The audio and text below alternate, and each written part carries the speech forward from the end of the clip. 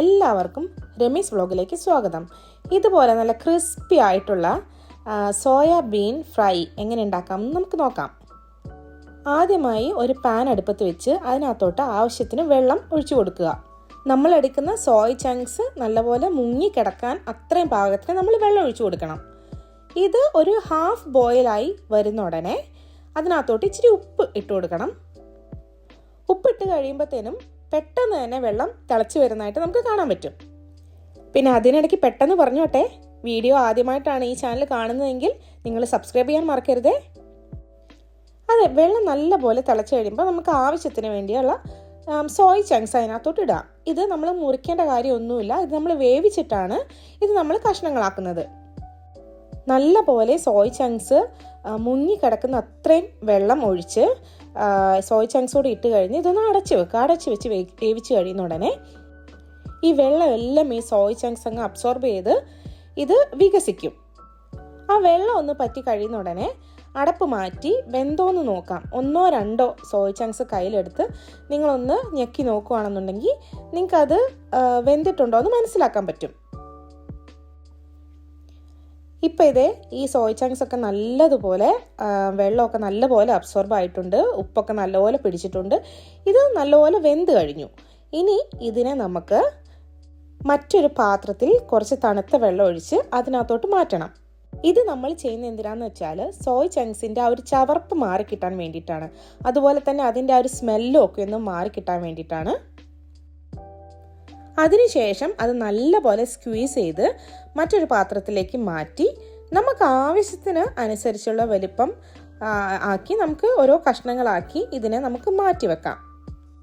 പിന്നീട് നമുക്ക് മസാലകൾ ആഡ് ചെയ്ത് കൊടുക്കണം. ഇവിടെ ഞാനിപ്പം ഒരു 3/4 ടീസ്പൂണോളം മഞ്ഞൾപ്പൊടി, 1.5 ടീസ്പൂൺ മുളക് പൊടി, 1 ടീസ്പൂൺ കുരുമുളക് പൊടി, അതുപോലെ ഒരു 1.5-2 ടീസ്പൂണോളം ഞാൻ കോൺഫ്ലോർ എടുത്തിട്ടുണ്ട്, ആവശ്യത്തിന് ഉപ്പ്, അതുപോലെ തന്നെ ഗരം മസാല ഞാൻ ഫ്രഷ്ലി പൊടിച്ചെടുത്തതാണ്. കുരുമുളക് പൊടിയും ഗരം മസാലയൊക്കെ ഞാൻ ഫ്രഷ്ലി പൊടിച്ചെടുക്കുന്നതാണ്. അതുപോലെ തന്നെ വിനെഗർ ഇല്ലെങ്കിൽ ലെമൺ ജ്യൂസ് ആയാലും മതിയായിരിക്കും. ഇതൊരു 2 ടേബിൾ സ്പൂൺ ഞാൻ ഇത്രയും എടുത്തിട്ട് മിക്സ് ചെയ്യണം. കുറച്ച് വാട്ടറോ അല്ലെങ്കിൽ ഒരു ശകലം എണ്ണയോ, ഞാൻ ഇതുപോലെ മാരിനേറ്റ് ചെയ്യുമ്പം ഒരു ശകലം എണ്ണ ഒഴിച്ചിട്ടായിരിക്കും മിക്കവാറും മാരിനേറ്റ് ചെയ്യുന്നത്, അല്ലെങ്കിൽ വാട്ടർ ആയാലും ഓക്കെ.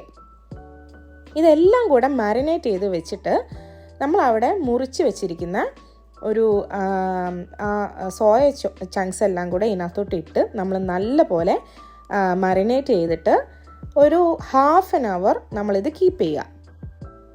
ഇപ്പം ഈ മിക്സ് നല്ലതുപോലെ എല്ലാം മിക്സ് ആയിട്ടുണ്ട്. ഞാനിവിടെ വാട്ടറാണ് യൂസ് ചെയ്തേക്കുന്നത്. വെള്ളം വെച്ച് നമുക്ക് മിക്സ് ചെയ്താൽ മതി. അതിന് ശേഷം ഞാനിതെല്ലാം സോയ് ചങ്ക്സ് എല്ലാം കൂടെ ഇതിനകത്തോട്ടിട്ട് മിക്സ് ചെയ്ത് നല്ലപോലെ ഇളക്കി ആ ഒരു മസാലകളെല്ലാം നല്ലപോലെ അതിനകത്തോട്ട് പിടിക്കാൻ വേണ്ടിയിട്ട് ഇളക്കി ഞാനിതിനെ ഒരു 20 മിനിറ്റ്സോളം അടച്ചു വെച്ചു.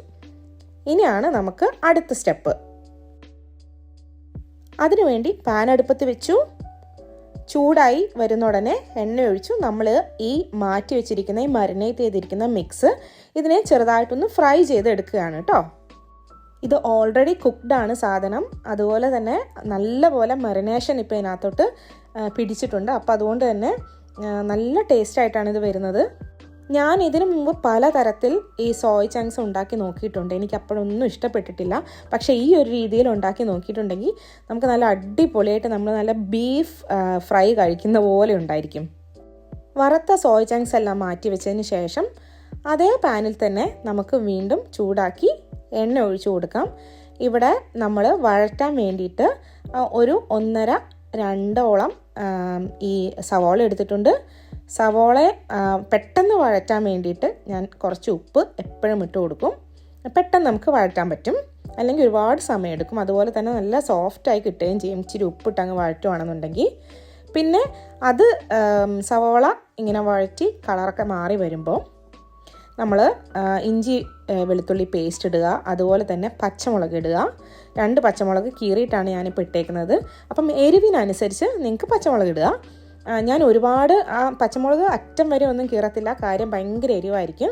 ഒരു ഹാഫ് കീറിയിട്ട് ഞാൻ ഇട്ടു. അതുപോലെ തന്നെ ഞാൻ ഇഞ്ചി വെളുത്തുള്ളി പേസ്റ്റ് ഉണ്ടാക്കിയത് ഞാനൊരു 1.5 ടേബിൾ സ്പൂണാണ് എടുത്തേക്കുന്നത്. ഇത് എനിക്ക് ഇവിടെ ഉണ്ടായിട്ടുള്ള ടൊമാറ്റോസാണ് കേട്ടോ, ചെറിയ ടൊമാറ്റോസാണ്. അപ്പം ഞാൻ ഈ വലിയ ടൊമാറ്റോ വേണമെന്നില്ല, ഇതും നല്ല ടേസ്റ്റാണ് കറിയിലൊക്കെ ഇട്ടിട്ടുണ്ടെങ്കിൽ. ചെറിയ ടൊമാറ്റോസ്, അതിനുശേഷം ഞാൻ ഇട്ടേക്കുന്നത് കറിവേപ്പില ഇട്ടു. അതിനുശേഷം മസാല, ഞാൻ ബീഫ് മസാലയാണ് എടുത്തേക്കുന്നത്. ബീഫ് മസാല 1.5 ടേബിൾ സ്പൂൺ തന്നെ എടുത്തിട്ടുണ്ട്, ആ ഒരു ഫ്ലേവർ കിട്ടാൻ വേണ്ടിയിട്ട്. ബീഫ് മസാലയും കൂടി ഇട്ട് നല്ലതുപോലെ ഇത് വഴറ്റി കൊടുക്കുക. ഒത്തിരി പണിയൊന്നുമില്ല, ഇത് എളുപ്പത്തിൽ ഉണ്ടാക്കാൻ പറ്റുന്നതാണ്. നല്ലതുപോലെ അത് വഴറ്റി അടിയിൽ പിടിക്കാതെ നമ്മളത് വഴറ്റിയെടുക്കണം. തക്കാളിയൊക്കെ നല്ലപോലെ ഉടഞ്ഞു വന്നിട്ടുണ്ട്. അതിനുശേഷം ഒരു ശകലം ടൊമാറ്റോ സോസ്, കെച്ചപ്പ് നിങ്ങൾ ഒഴിച്ചു കൊടുക്കുക. അതൊരു വേറൊരു ഫ്ലേവറാണ് അതിന്. നിങ്ങൾക്ക് ഇഷ്ടമുള്ള ഫ്ലേവർ കിട്ടാൻ വേണ്ടിയിട്ട് സോസുകളൊക്കെ ഒഴിച്ച് കൊടുക്കാം കേട്ടോ. ഇപ്പം ടൊമാറ്റോ സോസ്, അതുപോലെ തന്നെ സോയ് സോസ് ഉണ്ടെങ്കിൽ നിങ്ങൾക്ക് ആഡ് ചെയ്യാം കുറച്ച്. അതെല്ലാം കഴിഞ്ഞ് കഴിയുമ്പം ലാസ്റ്റ് ഒരു ടീസ്പൂൺ കുരുമുളക് പൊടി വീണ്ടും നിങ്ങൾക്ക് ആഡ് ചെയ്യാം. ഇത് ഞാൻ ഫ്രഷ്ലി ഗ്രൈൻഡ് ചെയ്തിട്ടുള്ള കുരുമുളകാണ്. അതിൻ്റെ ഫ്ലേവർ ഒന്ന് വേറെ തന്നെയാണ്, നല്ല അടിപൊളി ഫ്ലേവർ ആയിരിക്കും നമ്മൾ ഫ്രഷായിട്ട് ഇതെല്ലാം പൊടിച്ചെടുക്കുമ്പോൾ. ചുരുക്കി പറഞ്ഞാൽ നമ്മുടെ പണി കഴിഞ്ഞു, ഇത്രയേ ഉള്ളൂ. കാണുമ്പോൾ വലിയൊരു പ്രോസസ്സാണെന്ന് തോന്നുമെങ്കിലും ഇത് ഉണ്ടാക്കാൻ വളരെ എളുപ്പമാണ്, അതുപോലെ നല്ല സൂപ്പർ ടേസ്റ്റിയാണ് കേട്ടോ. അപ്പം വൺസ് ഈ മസാല എല്ലാം റെഡിയായി കഴിയുന്ന ഉടനെ നമ്മൾ ആദ്യം ഫ്രൈ ചെയ്ത് വെച്ചിട്ടുള്ള സോയ് ചങ്ക്സ് ഇതിനകത്തോട്ട് മിക്സ് ചെയ്തിട്ട് നല്ലതുപോലെ മിക്സ് ചെയ്യുക. ആ മസാലയുടെ ആ ഫ്ലേവറൊക്കെ എല്ലായിടത്തും എല്ലാ ഭാഗത്തും എത്താൻ വേണ്ടിയിട്ട് നല്ലതുപോലെ മിക്സ് ചെയ്ത് കൊടുക്കുക. അതിനുശേഷം നിങ്ങളൊന്ന് കഴിച്ച് നോക്കിയാൽ സൂപ്പർ ടേസ്റ്റാണ്. അപ്പം ഇതിനെ നമ്മളൊരു പാത്രത്തിലേക്ക് മാറ്റി നിങ്ങൾക്ക് ഗാർണിഷ് ചെയ്യാൻ വേണ്ടിയിട്ട് കറി ലീവ്സോ അല്ലെങ്കിൽ കൊറിയാണ്ടർ ലീവ്സോ ഒക്കെ വെച്ച് നിങ്ങൾക്ക് ഗാർണിഷ് ചെയ്യാം. ഇത് ചോറിൻ്റെ കൂടെയോ ചപ്പാത്തിയുടെ കൂടെയോ അപ്പത്തിൻ്റെ കൂടെയൊക്കെ കഴിച്ചാൽ നല്ല ടേസ്റ്റാണ്. ഇതൊരിക്കലൊന്ന് ഉണ്ടാക്കി നോക്കൂ, വളരെ എളുപ്പമാണ്, നിങ്ങൾക്ക് ഭയങ്കരമായിട്ട് ഇഷ്ടപ്പെടും, ഞാൻ ഗ്യാരണ്ടി. കാര്യം ഞാൻ പലതരത്തിൽ സോയ് ചങ്ക്സ് ഉണ്ടാക്കി നോക്കിയിട്ടുള്ള ആളാണ്. എനിക്ക് ഈ ഒരു മെത്തേഡിൽ ഞാൻ ഉണ്ടാക്കിയതാണ് ഏറ്റവും ടേസ്റ്റി ആയിട്ട് തോന്നിയിട്ടുള്ളത്. അപ്പം വീഡിയോ നിങ്ങൾക്ക് ഇഷ്ടമായിട്ടുണ്ടെങ്കിൽ നിങ്ങൾ ലൈക്ക് ചെയ്യാൻ മറക്കരുത്. അതുപോലെ തന്നെ നിങ്ങളുടെ അഭിപ്രായങ്ങൾ എന്നെ എഴുതി അറിയിക്കുക. ഈ വീഡിയോ ഇഷ്ടമായിട്ടുണ്ടെങ്കിൽ നിങ്ങളുടെ ഫ്രണ്ട്സിനോ ഫാമിലിക്കോ ഒക്കെ ഷെയർ ചെയ്ത് കൊടുക്കുക. സബ്സ്ക്രൈബ് ചെയ്യുക, അപ്പോഴാണ് നിങ്ങൾക്ക് ഞാൻ ഇനിയിടുന്ന വീഡിയോസ് പെട്ടെന്ന് നോട്ടിഫിക്കേഷൻ വരത്തുള്ളൂ. Thank you so much for watching. മറ്റൊരു വീഡിയോയുമായി വീണ്ടും കാണാം. ബൈ.